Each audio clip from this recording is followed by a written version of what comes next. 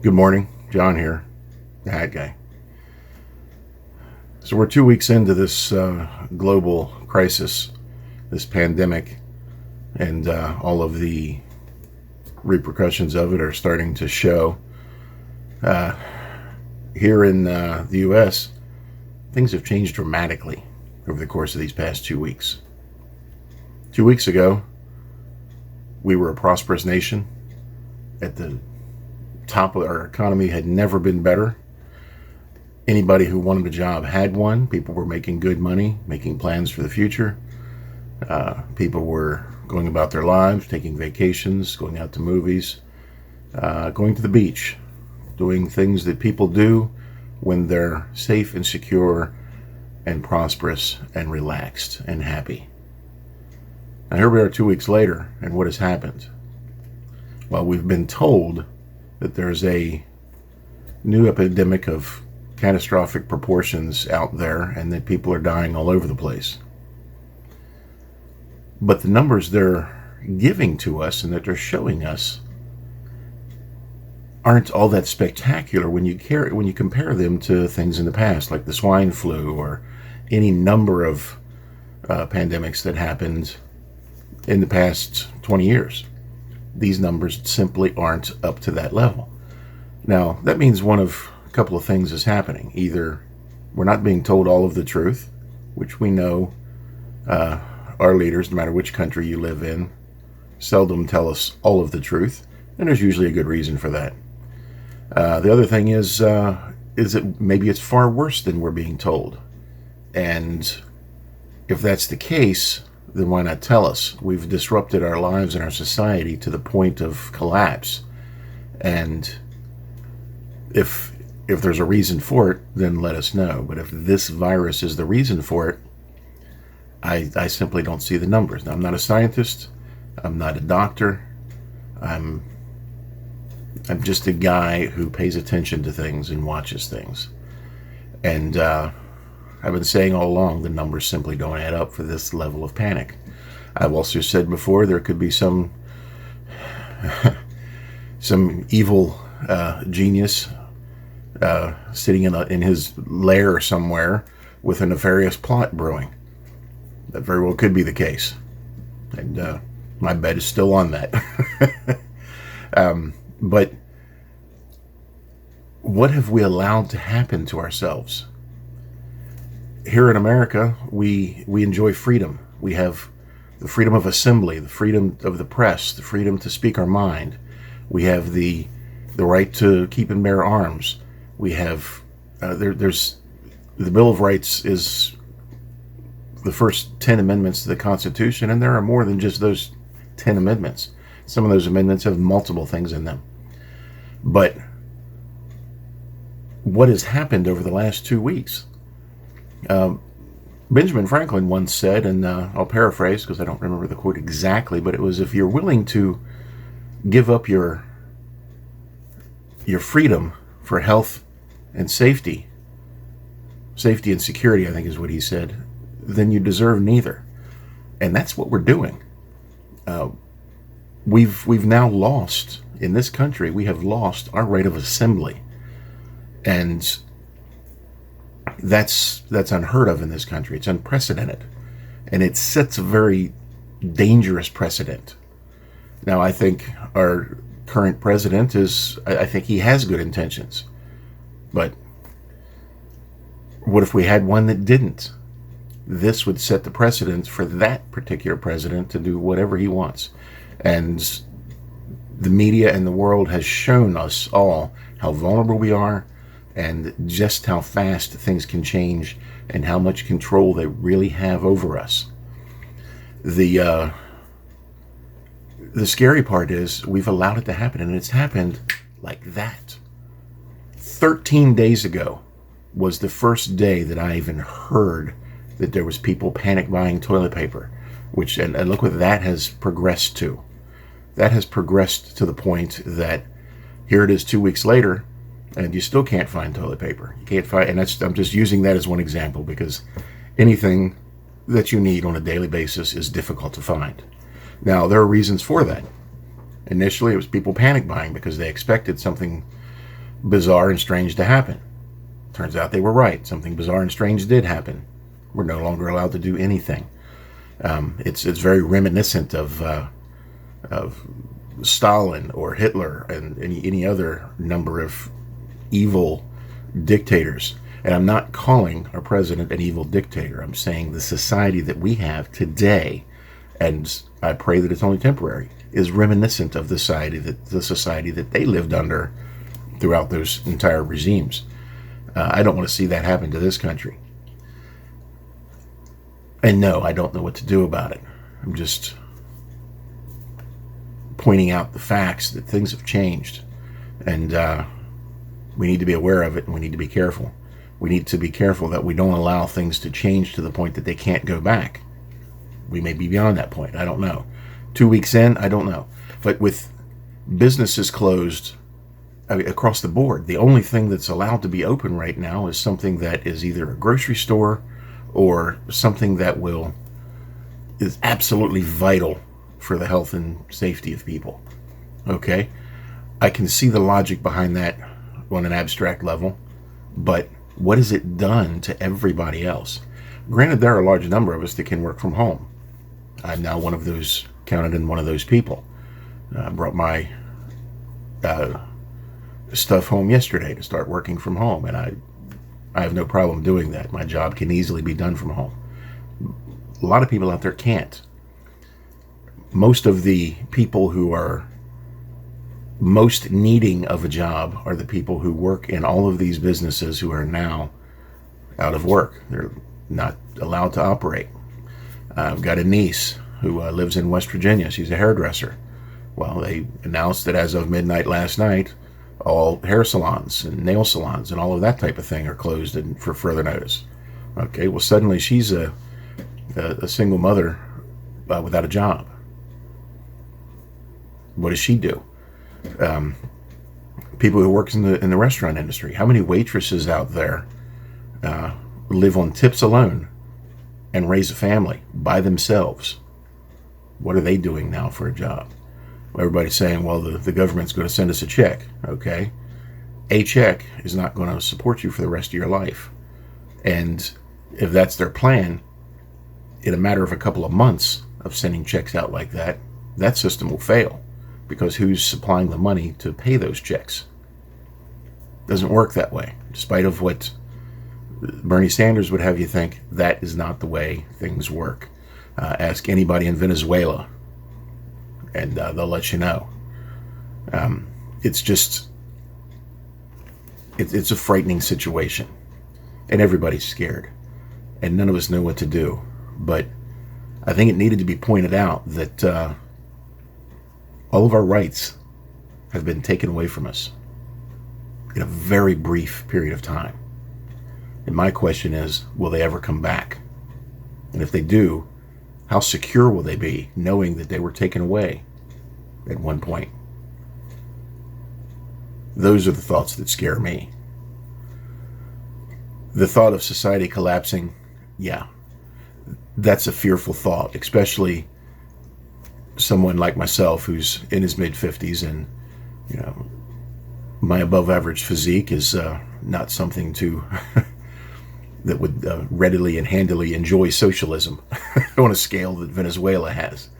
The only advantage I would have is that in a starvation situation, it would take longer for me to die than it would for, say, a runway model.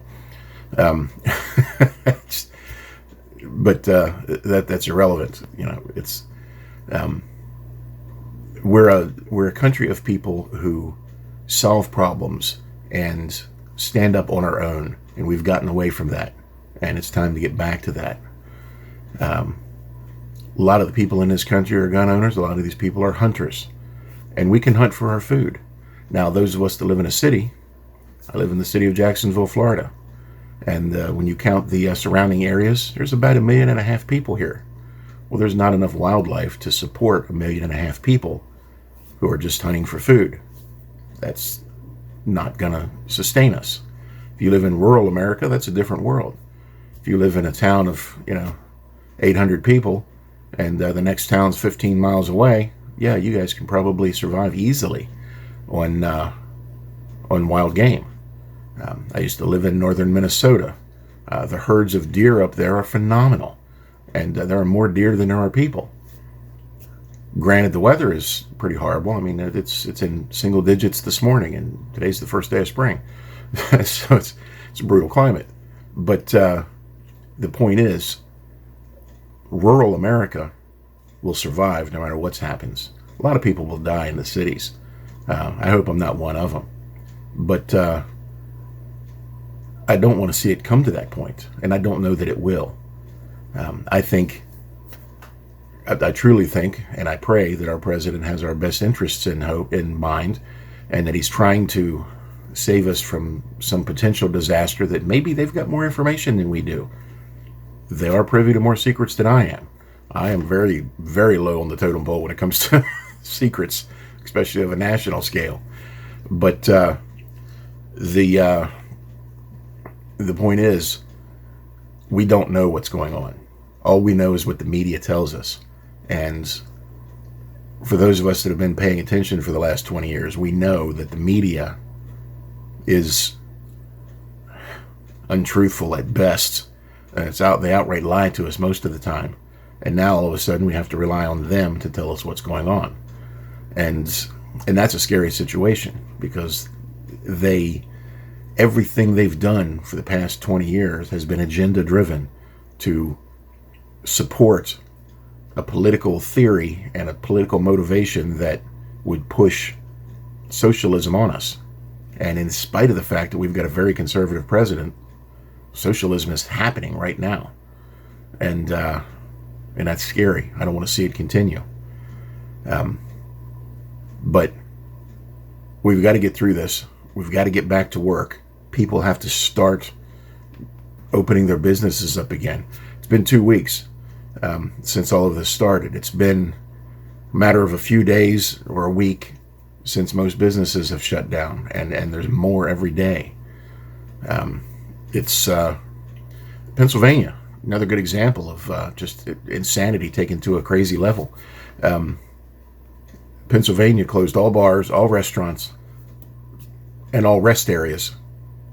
And then people wonder why there's nothing in the stores for them to buy for food. Well, people that deliver those food drive tractor trailers, and they may have a place to sleep in that truck, and most of them do, but they generally don't have a bathroom to use in that truck. If you closed all the rest areas, where's a truck driver going to go to the bathroom? If they close all the restaurants, where's a truck driver going to get his next meal? How do you expect to have goods delivered to your grocery stores to restock the shelves and to get people what they need if you close down every bathroom and every restaurant in the state? You can't expect a truck driver to drive into that state and deliver anything. If I was a truck driver and I had the ability to say no to a load, if it was going in or through Pennsylvania under these circumstances, that wouldn't get delivered.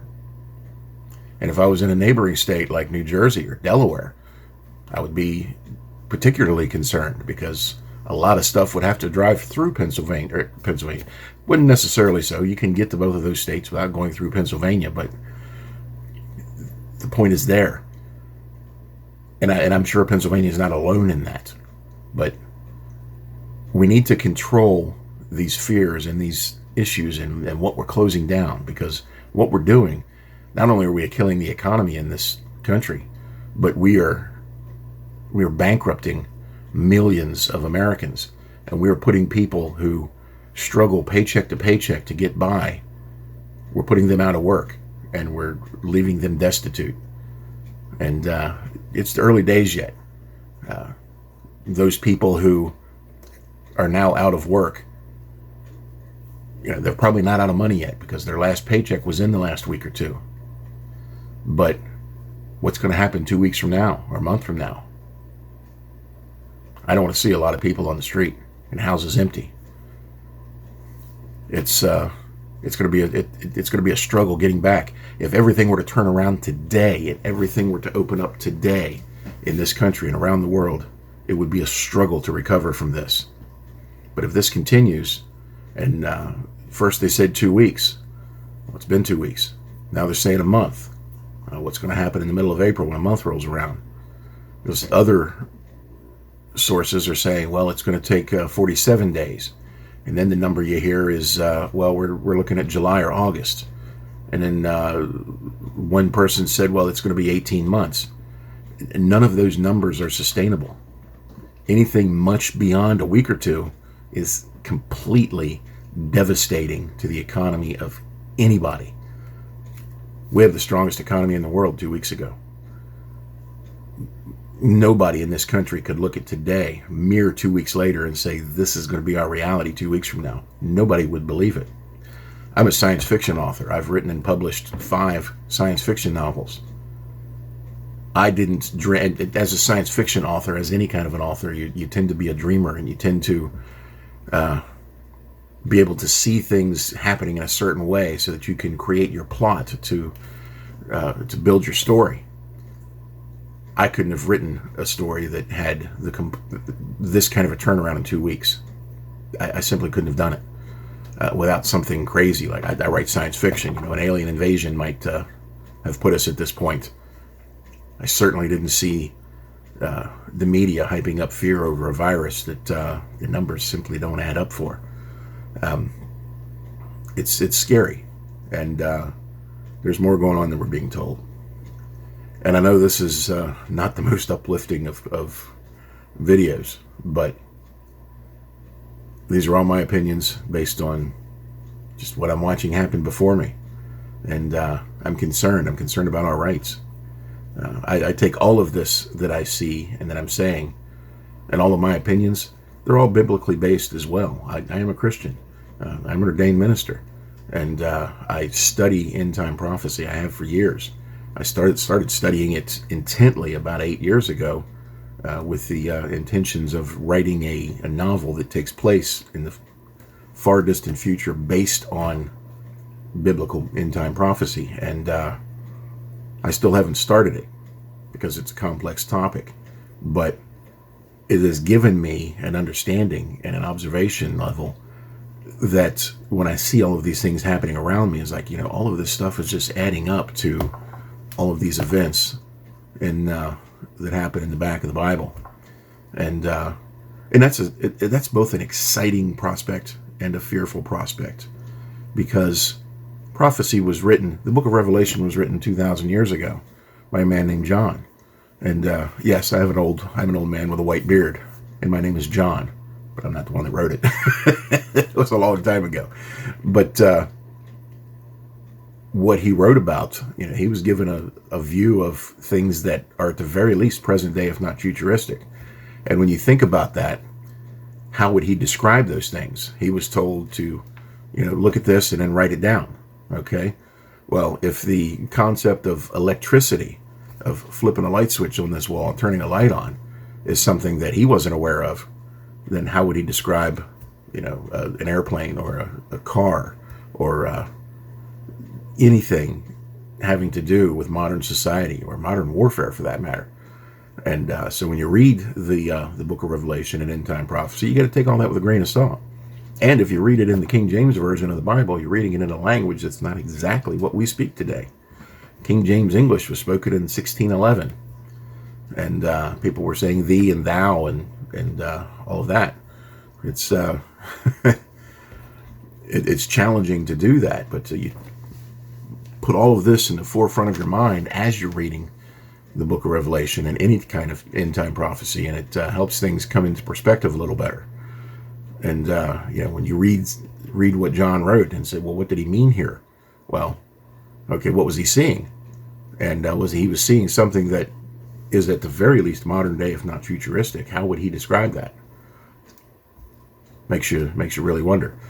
But at any rate, I got off on the end of the topic. There's always forefront in my mind, but I generally don't say a lot about on here, and that's Bible prophecy. And if you've been watching everything I've been posting, you're aware of my opinion. And the last post I put out is well worth watching, and I encourage everyone to watch it. But I just wanted us to be aware of the fact that things are changing. Things are changing dramatically, and our rights as freedom-loving Americans are disappearing, and they're disappearing overnight and at the snap of a finger. And then suddenly you're no longer a citizen, but you're a subject. And that's a topic worth exploring, but when I look at the clock on the wall, I'm rapidly running out of time. Normally I would be driving to work at this time, but today I'm sitting here talking to you. So in another few minutes I will get up and move to the other side of my desk where my office now is for work, and I will start working. But I wanted to take this time and give you my thoughts, and ask you to keep your faith, keep hope, stay vigilant, and at some point all of this has to stop. And if it doesn't, the Second Amendment would come into play. I've not really talked a lot about the Second Amendment, but the Second Amendment is there not to guarantee us the fact that we can have a gun to defend ourselves, or not to guarantee us the fact that we can have a gun to provide food for our families. When that was written, well over 200 years ago, it was a given that you had a gun to feed yourself with and to hunt for food, because if you didn't, you probably weren't going to eat. And that was a given. It was assumed that it was your God-given right to own that gun. That was the assumption. And it spells that out clearly in the Constitution and the Declaration of Independence. The Second Amendment was written so that your right to own that gun and to defend yourself and your ideals against a tyrannical government would be guaranteed. That is what the Second Amendment is about. And if things continue and rights continue to be taken away, and if the federal government decides to, follow Nazi Germany's model and start putting the Gestapo out there and arresting people for doing things that 3 weeks ago they would have been legally allowed to do, that's the time I'm going to start to question what's going on. And I'll give you an example of that. Lady I went to high school with, her father passed away within the last couple of days. And she was told that if they violate the less than 10 person rule that the state of Maryland has, and that the federal government is encouraging everyone to have, that police action will be involved. Can you imagine that? Your father, who you love, and you've looked up to all your life, and you want to respect him and honor him at his funeral, and so that all of his friends and family and loved ones can pay their respects to him, and the government steps in and says, no, you have to have less than 10 people here. I'm sure he's got far more family members than that. That's wrong. I don't care what you're saying about what's going on or which political side of the fence you may fall on, but that is wrong. And that is the kind of things that needs to stop and that we need to be on the lookout for. And that's not the only thing. There's a lot of examples out there like that. That just happens to be one that I'm aware of. But you can't prevent people from assembly. That's if you were going to take over a country, what's the first thing you're going to do? You're going to limit everybody's ability to fight back. And they know they've been trying for decades to take our guns away, and they've failed at that. And thank God they have. But knowing that they're going to continue to fail at that, what's the next best thing you can do? You can prohibit people from going anywhere. And that's what's going on right now. And that scares me. But these are just my opinions. I'm John. I'm the Hat Guy. Pay attention to what's going on out there. Keep your eyes open. And make good decisions. Have a great day.